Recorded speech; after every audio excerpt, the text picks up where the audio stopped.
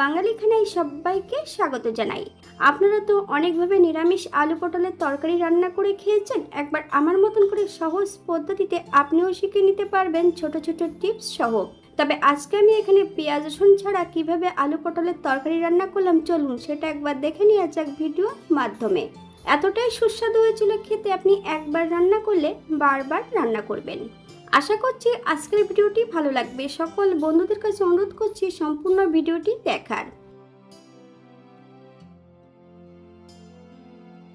এখানে আমি আগের থেকে বেশ কিছুটা পটল, দুটো আলু আর একটা টমেটো রেখেছি। পটল আলুগুলোকে বেশ ছোট ছোট টুকরো করে কেটে নেব।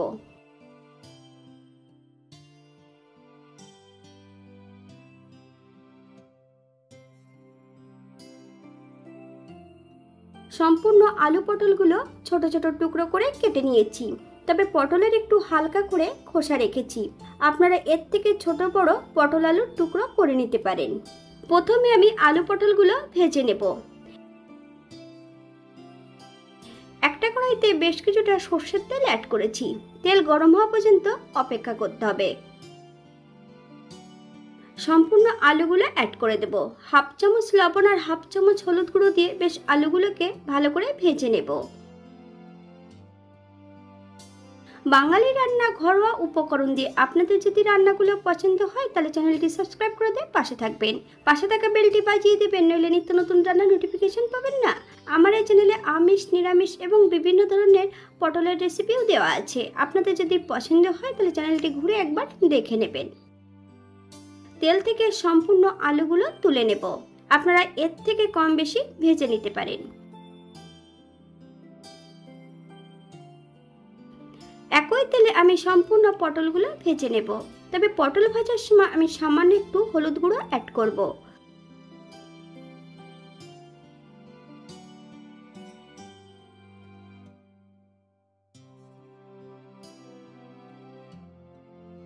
পটলে যদি লবণ অ্যাড করা হয় তাহলে পটল থেকে নিজস্ব জলটা ছেড়ে দিলে তাহলে আর পটলগুলো ভাজা হবে না, পটলগুলো কিন্তু সেদ্ধ হয়ে যাবে। তাই সামান্য একটু হলুদ গুঁড়ো দিয়ে আমি পটলগুলোকে বেশ ভালো করে ভেজে নেব।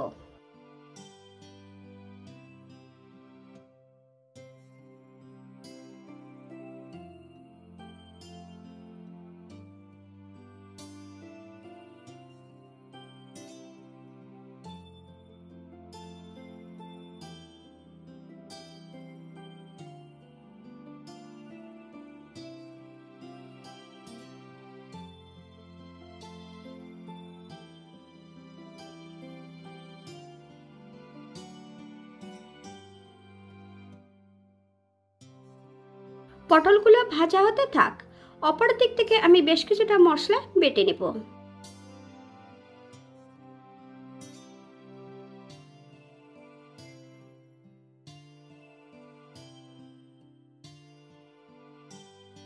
আদা, জিরে, ধনে, শুকনো লঙ্কা, দারচিনি, এলাচ, লং। তবে এখানে ধনে গুঁড়োটা নিয়েছি আমি, বেশ মিহি করে বেটে নেব। আপনারা যদি চালমগজ বা পোস্ত পছন্দ করলে অ্যাড করতে পারেন।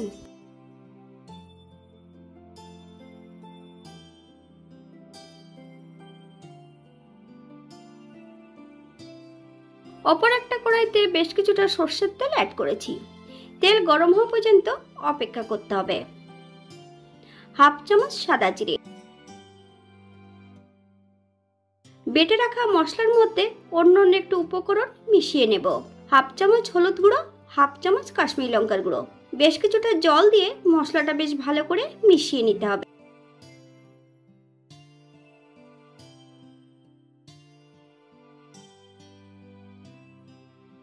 সম্পূর্ণ মশলাটা কড়ার মধ্যে অ্যাড করে দিতে হবে। মিডিয়াম আঁচে মশলাটা বেশ ভালো করে কষিয়ে নেব। এই পর্যায়ে অ্যাড করব মিডিয়াম সাইজের একটা টমেটো, ছোট ছোট টুকরো করে নিয়ে সম্পূর্ণ টমেটোটা অ্যাড করে দেব। 4-5টা কাঁচা লঙ্কা ফালি দিয়ে অ্যাড করেছি। আপনারা যদি পছন্দ করেন তাহলে পরিমাণে বাড়িয়ে দিতে পারেন। হাফ চামচ লবণ, আপনার স্বাদ অনুসারে লবণটা অ্যাড করবেন। টমেটো থেকে যতক্ষণ কাঁচা গন্ধ ছাড়ছে ততক্ষণ বেশ ভালো করে ভেজে নিতে হবে।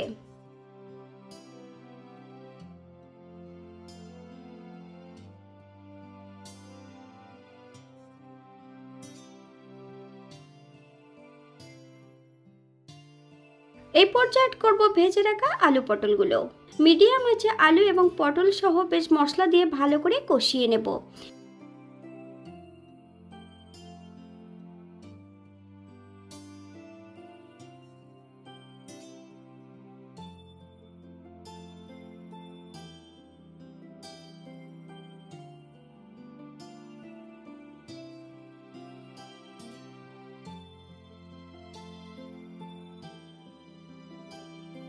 এখানে আমি গ্রেভির জন্য 2 কাপ জল অ্যাড করব।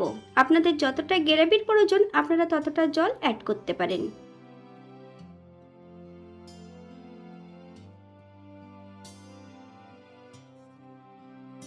সাত থেকে 8 মিনিটের মতন মিডিয়াম আঁচে রান্না করে নেব, অথবা যতক্ষণ সবজিটা সেদ্ধ না হচ্ছে ততক্ষণ রান্না করে নিতে হবে।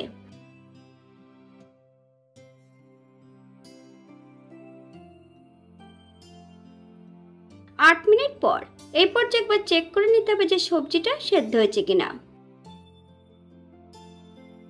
1 চামচ চিনি, আপনারা যদি পছন্দ করেন তাহলে পরিমাণে বাড়িয়ে দিতে পারেন।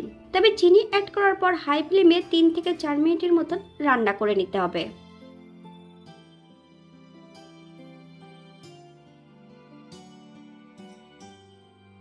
1 চামচ ঘি, আপনারা যদি পছন্দ করেন তাহলে পরিমাণে বাড়িয়ে দিতে পারেন। গ্যাসের ফ্লেমটা অফ করে দিয়ে 5 মিনিটের জন্য স্ট্যান্ডিং টাইম দেব, তারপর সার্ভ করব।